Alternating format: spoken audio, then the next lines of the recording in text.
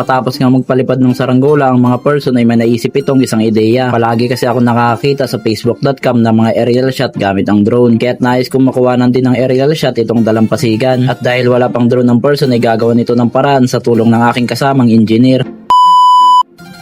So ayun po mga kaibigan, ilang minuto nga lang pala ang nakalipas matapos namin magpalipad ng saranggola ay nakaisip kami agad ng panibagong ideya. Sa kagustuhan ko nga makuhanan ng aerial shot itong tabing dagat ay tinulungan ako nitong si engineer upang gumawa ng isang bagay na kayang kumuha ng aerial shot nang hindi ko magamit ng drone. Bale ang naisip naming para na itali itong action camera sa ginawa naming saranggola na tinawag naming itim na jellyfish. Sinahitay nga lang pala itong mabuti na engineer upang hindi mahulog ang camera. Basic na lang talaga sa kanya ang mga ganitong bagay dahil siya ang pinakamagaling sa larangan ng pagtatahi ng mga sugatang manok. Naikwento niya din pala sa akin na isa siya sa mga nagtahi ng sugat ni King Kong at isa lang yan sa mga talent na kanyang tinataglay. Minsan na din daw siyang tinawagan sa may Paris, France upang magpintura ng Eiffel Tower gamit ang brush ng Q-Tix, pero tinanggihan niya daw ito at mas pinili niyang balagbagin ang mga viral dance craze sa tiktok.com. Na makasigurado ng matibay ang pagkakatali ay amin na agad itong sinubukan.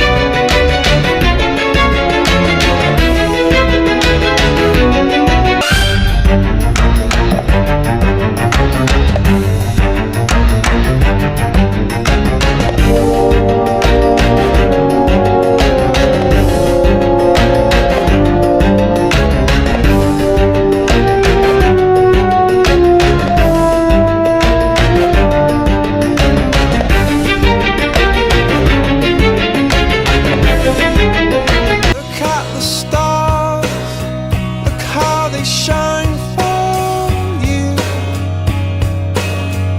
and everything you do.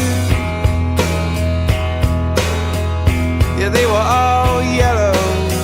I came along.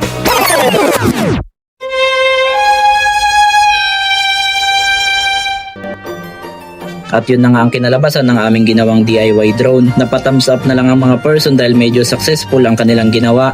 Kaya hanggang dito na lang muna. Maraming salamat.